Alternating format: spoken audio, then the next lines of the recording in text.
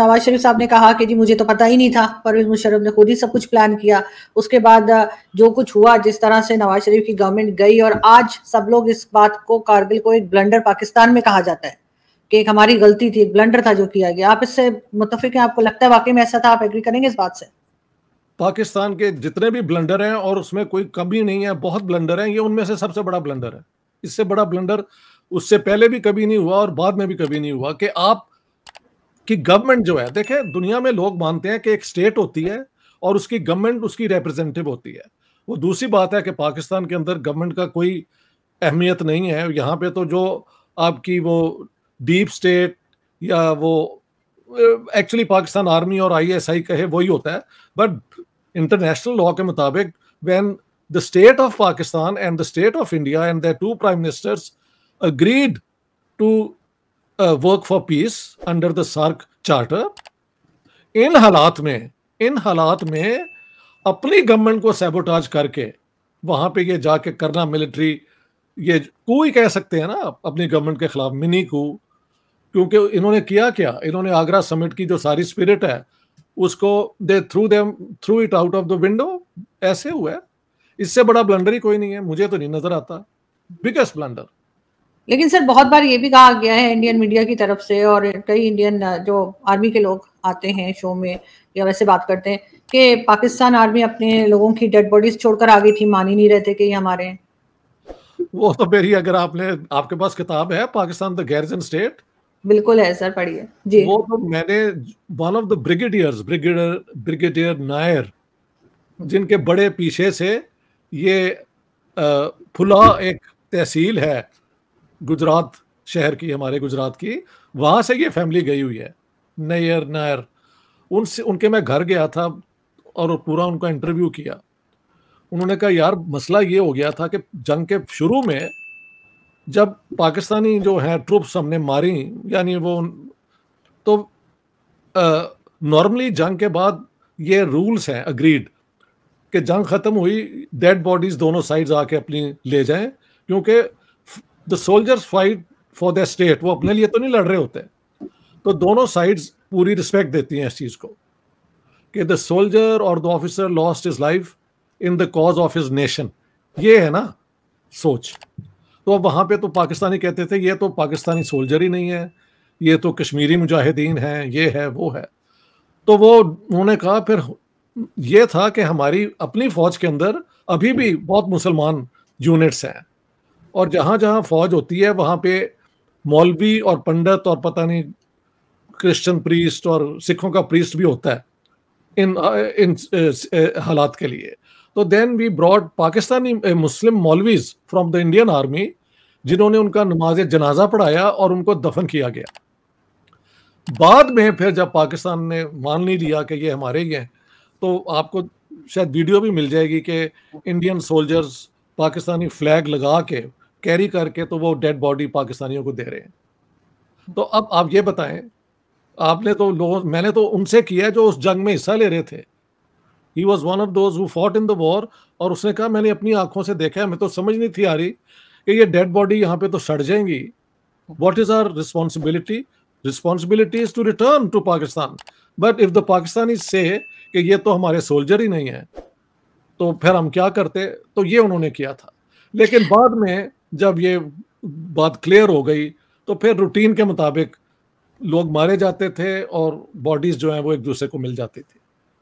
Sir मेरे show में एक आर्मी ऑफिसर आए थे, मतलब एक्स आर्मी ऑफिसर आए थे, और उन्होंने कहा कि जब मैंने उनसे यही सवाल किया कि डेड बॉडीज आप लोग क्यों नहीं एक्सेप्ट कर रहे थे, वो कहते हैं जी उधर जो है वो सीधा रास्ता नहीं है, खाइयां हैं और पता नहीं पहाड़ी है क्या है इस तरह का, तो वो हमें पता नहीं लग रहा था। और उन्होंने ये भी कहा कि इंडियंस अपनी लोगों की डेड बॉडीज जो है वो हमें पकड़ा रहे थे, मतलब ये हमारे मैं उनसे एग्री नहीं, और उन्होंने मेरे शो में आना भी बंद कर दिया, मुझसे नाराज भी हो गए, लेकिन ये कि वो बड़े गुस्से हो गए वो मेरे साथ। लेकिन सर हम मानते क्यों नहीं अपनी गलतियों को? सर हमें शर्म क्यों नहीं आती? शर्म हम तुमको मगर नहीं आती, है शायद गालिब ने कहा था ना। वो पूरा शेर मुझे भूल जाता है, लेकिन उसका जो की वर्स का है वो तो मैं, क्योंकि वो हमारी नेशनल कैरेक्टर है इसलिए मुझे हमेशा याद रह जाता है। शर्म मगर तुमको नहीं आती, ऐसा कोई है लाइन जी। वो नहीं आती। आप ये अच्छा उनसे ये पूछें, इंडियन ने अपनी डेड बॉडी अगर दे दी हमें, हाँ जी, आपने क्यों ली, फर्स्ट ऑफ ऑल। सेकंड, उस इंडियन फैमिली को वो जाके क्या बताते कि कहाँ गया हमारा बंदा? अरे उनकी भी तो रिस्पॉन्सिबिलिटी है ना, कि उनके जंग के अंदर जो लोग मारे जाते हैं उनका बड़ा एक स्टेटस बन जाता है, तो वहां पे वो क्या करते? तो ये इस किस्म की नॉनसेंस जो है ना, मैंने इंडियन आर्मी वालों को ऐसे बातें नहीं करती देखी। पाकिस्तानी तो you can expect any explanation and you can only ring your hands के यार मैं करूं क्या।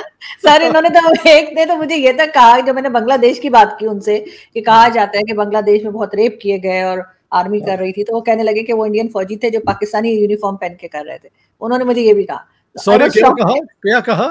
कि जो रेप हो रहे थे बांग्लादेश में 71 में, और कहा जाता है कि पाक आर्मी कर रही थी, उन्होंने कहा नहीं वो इंडियन आर्मी थी जो हमारी यूनिफॉर्म पहन के कर रही थी।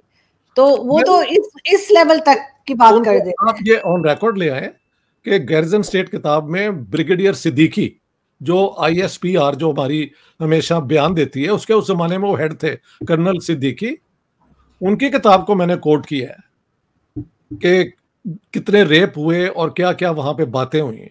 तो ये पता नहीं कौन से आपने किसको बुला लिया था, मैं आई नो हिज नेम, क्या नाम है उनका? सर मैं शो के बाद बता दूंगी, वरना वो उनके पीछे सब लग जाएंगे ट्विटर पे।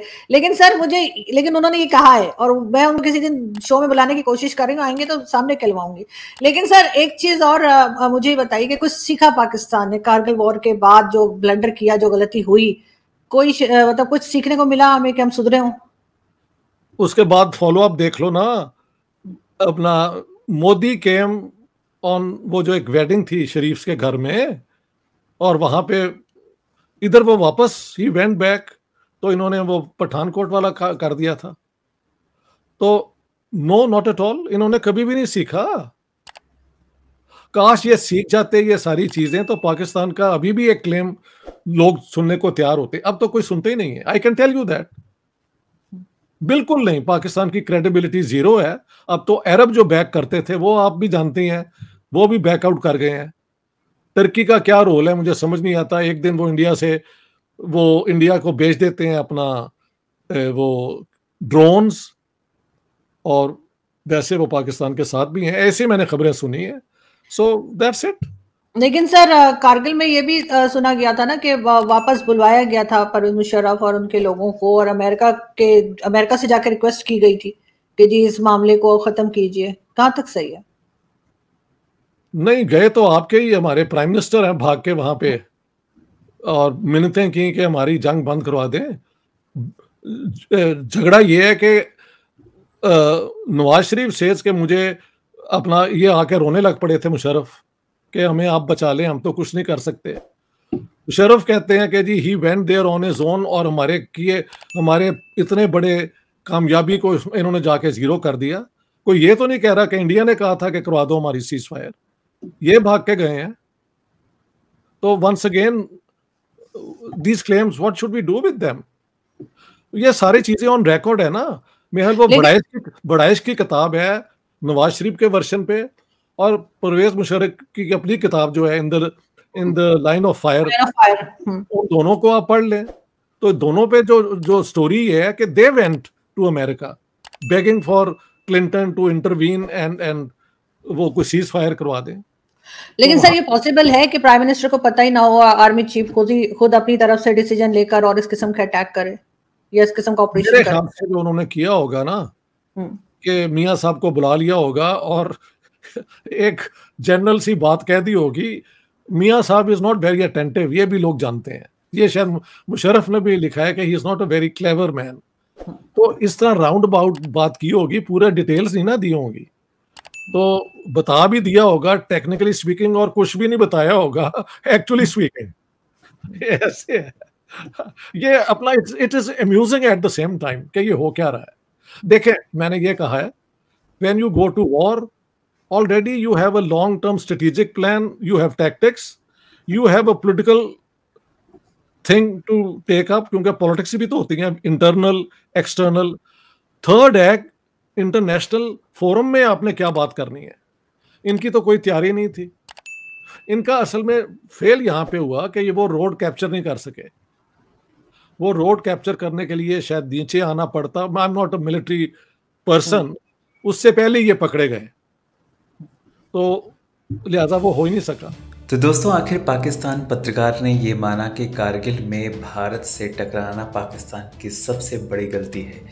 लेकिन पाकिस्तानियों के बारे में एक कहावत है कि जो उन्हें हाथ खाना खिलाता है वो उसी को काट लेते हैं, और ये हम खुद नहीं बल्कि पाकिस्तान पत्रकार भी कहते हैं।